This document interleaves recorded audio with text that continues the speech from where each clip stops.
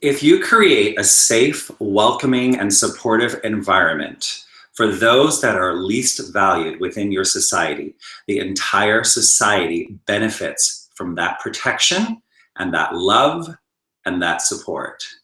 Whoa. Who said that? This guy right here. And before I introduce him to you, I just want to say hi, everybody. Welcome to episode 8 of the Hangout with Jamie show. And today is my spotlight interview where I interview one person who is making a huge difference in the LGBT community and the world. And today my guest is Harlan Pruden, and he is making a huge, huge difference in the LGBTQ community. And today we're going to be talking about restoring respect for Two-Spirit people and in our community. And my guest today is Harlan Pruden. Welcome to the Hangout with Jamie show. So happy to be here. It's such an honor to be here. Thank you. So Harlan, I'm just going to read your bio. It's like this long, and I shortened it because he's doing so much great work. But Harlan Pruden is First Nations, and he's managing editor of the TwoSpiritJournal.com, and it's an interactive multi-platform Two-Spirit media news site. So go check that out.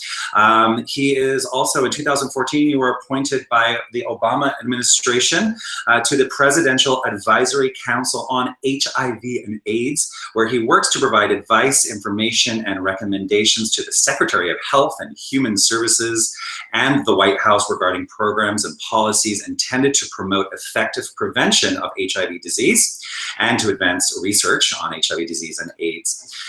And you also serve on as the principal Two-Spirit consultant and expert panel member to substance abuse and mental health services and administrations. Thank you. And a whole bunch more. So welcome to the Hangout with Jamie show. So this is just so, my show is really, the intention of the Hangout with Jamie show is really to inspire all of you, the LGBTQ community and friends, by providing you with tips, tools, resources, and law of attraction tips to help you go out and really create a rich, full, and delicious life.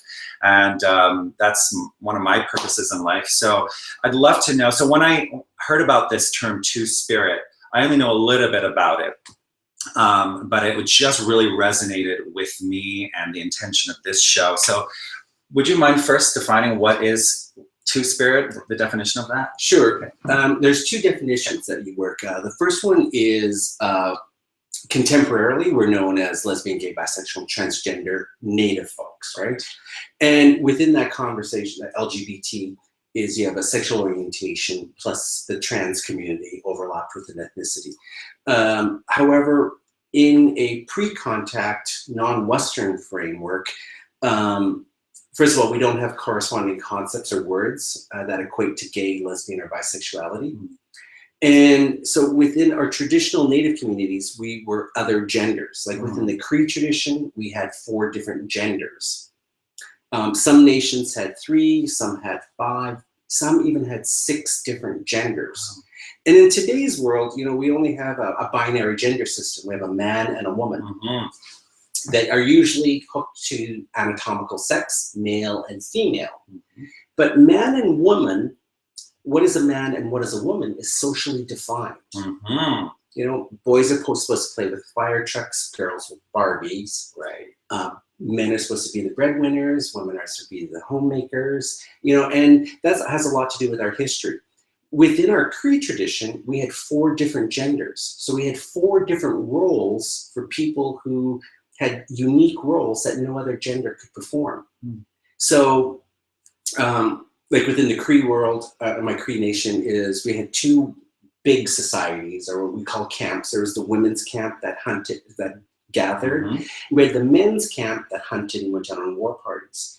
And the way in which that we also rolled is that a man was never allowed in a woman's camp and a woman was never allowed in a man's camp. But us as a Iroquois, Two-Spirit, is that we had access to both spheres. Oh, wow. And so if there was ever any sort of imbalance or disharmony amongst these big society, a man couldn't go over to the woman's camp and, hey women, what's going on? Yeah. And a woman couldn't go over to the men's camp and say, hey, what are you silly guys up to? Right. So as us as two-spirit people, we could go back and forth and we could mediate the discussion and bring balance, or what we would consider health. And so it was our unique role and our unique function. Now, the other thing that puts us at odds and really at tension with today's LGBT community is we wouldn't have two straight men hooking up and having sex within their gender, nor would you have two straight women hooking up and having sex within their gender. And what held true for these genders held true for the other two genders. So you wouldn't have, it was a social taboo to have two male-bodied or male-assigned two-spirit people hooking up and having sex within their gender. That's why I was saying we don't have a corresponding gay word. I, as an Iroquois, that's how we say our word in Cree, I would take a straight man as a husband. My husband would do all the things that are socially expected, including having sex. But because he's having sex outside of his gender, if our relationship ever dissolved, his heterosexuality would never called into question. Similarly, our two-spirit females would take a straight woman as a wife. Wow. And I talk a lot about this, of like, how does that happen? How do you be straight identified, yet you're having sex with someone of the same sex? And I can go on. I know. But yeah, that's what puts it at odds. But I think that there's some really cool things in which that we can learn from our two-spirit people that informs not only the way that we conceive of sexual orientation, our sexual identity, sexual expressions, but we can also learn of looking at gender identity, gender expressions, and a system that challenges the current binary system that opens up to all of these other possibilities for other gender people. And so that's at the heart of the work that I do, of not only trying to teach folks, because of colonization, a lot of our Native and two-spirit people don't have this knowledge, don't have these teachings. So you have to teach and reteach those folks. But I also do conversations with non-Native people so that people can learn and to see and challenge the current system. And I'm not advocating cultural appropriation, but to learn from our existence and for them to go on and to maybe apply it in their life. Yeah, exactly. So I believe, the reason I started this show was a quote that I heard from Karen McLaughlin, an LGBT activist who's been on my show. She said that being LGBT is not something to be overcome, but an opportunity to use our lives as healers and teachers. So this sounds like it's in alignment with the past roles of two-spirit people, correct? Yeah. They were healers, teachers. Some of for some nations and some people is that, but it gets more to that. In that, the way in which that we look at those words like medicine or gifts. In my simple example of like that, being the mediator between those, that was my medicine. That's what I had to offer my society. And those are my gifts. And that was my duty or my covenant with my society.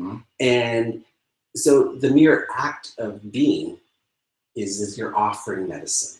And so we don't, we look at it as roles, we look at it as like you're doing something that you're, in today's society, but in our traditional settings, that was medicine. We were bringing balance and restoring that harmony back to our nations as being mediators. And there's many, many, many other roles that we provided, but those are our gifts. And that's also our medicine. So it's not just, your entire life becomes a spiritual thing. The way in which that you walk, the way in which that you serve and embrace society is how we would say is offering our medicines.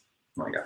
I get goosebumps when he talks. Okay, so, but you weren't always first of all, tell people what you do. You go around speaking. He's booked until February speaking. Tell people a little bit about what you do. Sure, I do a lot of trainings for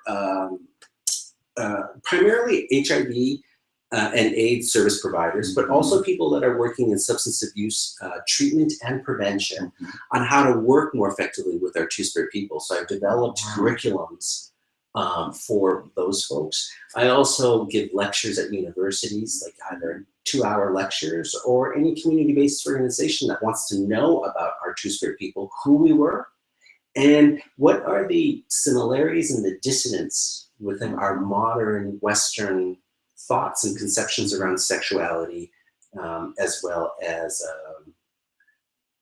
gender and gender expression. Okay, quickly, just let us hear about you. Just a little bit about you. Weren't always here. No. What did you do to? What was your own journey? A little bit, if you wouldn't mind sharing that. Sure. I grew up on northeastern Alberta, Canada, on my mother's reservation on the Beaver Lake Indian Reserve. My father is from the Saddle Lake, and that's where I'm registered. And I remember growing up, there was two things that I was incredibly ashamed of. There was an immense amount of internalized racism. I was so ashamed of being an Indian because the word Indian always had an adjective: dumb Indian, drunk Indian, stupid Indian, Right. lazy Indian. And so I was always ashamed of being an Indian. And I was also, then you add on to that the stigma of being a little sissy boy or a gay boy. Right. Yeah. And it wasn't until I embraced those. Yeah. And did you meet somebody? Did you do reading? Like, what was your process, or did you have an awakening? Or I read a book called Spirit in the Flesh when I was after I'd sobered up. Okay. That was the epiphany. That's the epiphany. That'll do it to you. Yeah, when I was just before my 21st birthday, I realized I was going to die. Wow. Either slowly, and I had many family members. I saw them in the throes of death, like 30 years of drinking themselves into a hole, or getting drunk and getting into a blackout and getting hit by a bus. And so I said, I cannot continue down this path. And so it wasn't. And then I started going back to school, and then I started looking at making better decisions but I started to care for who I was, and I started to love who I was. And then things started to. And then I read this book called Spirit in the Flesh, and this whole world opened up to me. And I'm like, how come people are not talking? I wasn't taught about this. Yeah. Of how Two-Spirit people were honored and respected and revered within their community. And that sent me on this trajectory of like trying to make a world a better place for our Two-Spirit people, and to reclaim and to restore our place of honor and respect. And that is hugely different. The LGBT community is creating equality, either within a social justice framework, a human rights framework, or other frameworks. For us in the Two-Spirit community, the question for us is to say, or the work before us is to say, hey, remember when? And it's a reclamation or restoring. And so we're not trying to create equality. What we're saying, do you remember when we were respected and honored? And that goes to the quote that you started off with. Yes. That really frames all of this work. Yeah. It's a prophecy that for us within the Native community, that there will not be healing and wellness or balance for the Native community until the Two-Spirit people are brought back to the sacred hoop. That makes sense because you protect the most vulnerable within your society. Within our Native community is our Two-Spirit people. Within the dominant society, it is our trans, people of color, the oppressed. You create safe spaces for them. We all benefit from those safe spaces. Absolutely. Absolutely. We empower each other, right? And lift each other up. Oh, we could go on and on and up, but we're coming pretty close to the end of the show. But I'm a law of attraction teacher, and I want to leave everybody with one law of attraction tip, which I think is sort of in alignment with what we're talking about today. And it's this: the only way to get a different result in your life, in both your personal and business life, is to send out a different vibe. So that's the only way to get different results, which really means that the outside is a reflection of the inside. And if we're going around thinking that we are worthless and that we're not worthy, we are going to not feel worthy of attracting our dreams, and we're going to attract things that mirror back to us that. So we are just here to tell you, that who you are is so worthy, so beautiful. You are a gift. And so when you know that, when you just started loving yourself, then your now he's booked until February talking all over, so. But the way in which that I interpret that, Tell me. how I read that is to set your intentions. In my life, I just set my intentions. I just put it out there. What we put out there is what we get back. Wow. So if I think that the world is loving and I think that the world is beautiful, that's what I get and receive back. Yep. And I know that just setting intentions, and I really go through this exercise of literally saying it out loud, because once you say it out loud, you release. And then I just open myself up to the possibility and allow it to happen. And in my life, I pinched myself consistently. Here I was, like a little gay, sissy Indian, and now today I'm being called upon by the President of the United States. Like, what? Yep. Anything is possible. Anything is possible if you just allow yourself, one, to dream. Yeah. And to also clearly define what brings you joy, and to let it out. To really say it. What brings you joy? So to end the show today, what's one thing you want to say to all of those sissy gay Indians or those two spirit people out there who are really feeling like they're not worthy for whatever reason, or maybe they're stuck in addiction or whatever? What do you want to tell those people who are watching today? Well, I think I would like to universalize. Yes. The message is universal in that one, take a little time. What I do is take a little time, offer a little tobacco, because anything that is said within the presence of tobacco is carried to the Creator. But also to say and to find and struggle what brings you joy.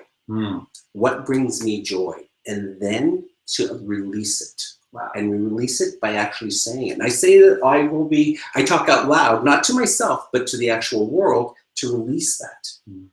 And then to sit back and to allow the possibilities in the world to unfold before you. And really, I sit there and I wait. And it always happens. It always comes. Yeah, absolutely. It's very similar. I just say, like, right now, my only goal is to feel good today. And through the law of attraction, tomorrow takes care of itself. So if people want to get in touch with you or want to book you for more speaking, how can they get in touch with you? Sure. There's two ways. You can go to the twospiritjournal.com, and that is twospiritjournal.com. It's the same, easy to remember. Or I also have just my Gmail account is hpruden@gmail.com. And if you also Google me, lots of content. See interviews, lots of stuff. Awesome. And you guys, actually it's right here. If you want some more law of attraction tips, you can go to my G+ community. It's called Happy, Healthy, and Gay. Live your best LGBT life. It's a free and private, safe, secure community where you can learn law of attraction tips to help you live your best LGBTQ life. Thanks for watching, everybody. I'd love to know what you're taking away from today's show and what you're going to do differently. So share your comments below. And we'll see you soon. Bye. Bye. Thank you.